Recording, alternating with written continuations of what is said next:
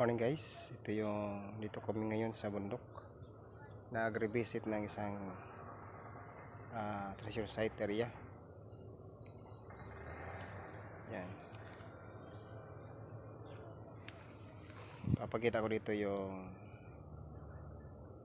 mga sign natin.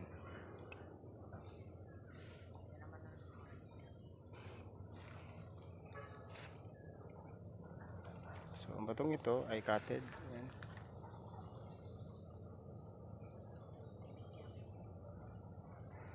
Tapos anong sign na makikita natin dito?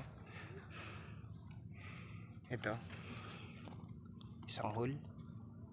Tapos may hugis na circle, means treasure on the spot. Hole. Yan. Sukatin natin ang lalim ng butas. Yan, almost 2 inches.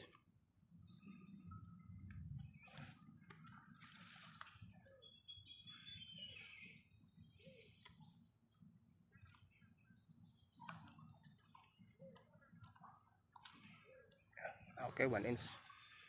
Ibig sabihin 1 yard distance.